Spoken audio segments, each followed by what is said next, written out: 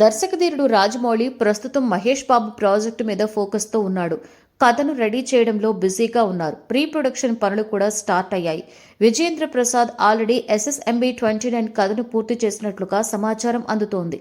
ఈ ఏడాది చివర్లోనే ఈ మూవీని ప్రారంభించే అవకాశాలు ఉన్నాయి.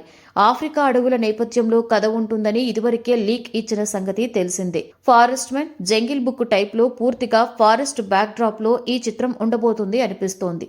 దానికి తగ్గట్లుగానే మహేష్ బాబు తన లుక్ ని పూర్తిగా మార్చుకున్నాడు. ఇప్పటికే లాంగ్ హెయిర్, గుబురుగడ్డంతో కనిపిస్తున్నాడు. మహేష్ బాబు తన లుక్ ని పెంచేందుకే ఇంత గ్యాప్ తీసుకున్నారని తెలుస్తోంది.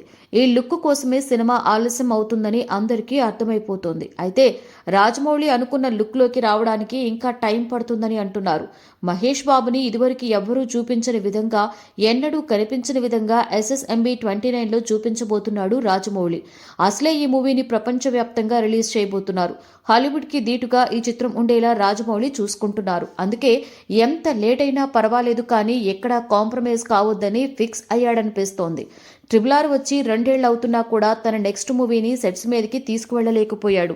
SSMB 29 మూవీ కోసం ఇంటర్నేషనల్ ఆర్టిస్టుల్ని తీసుకోవాలని అనుకుంటున్నాడు జక్కన్న.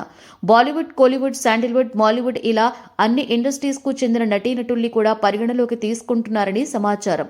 RRRలో కంటే ఎక్కువగా జంతువుల్ని ఈ SSMB 29లో వాడతాడని జక్కన్న చెప్పడంతో ఇక విజువల్ ట్రీట్, ఫీస్ట్ గ్యారంటీ అని ఆడియన్స్ ఫిక్స్ అయిపోతున్నారు.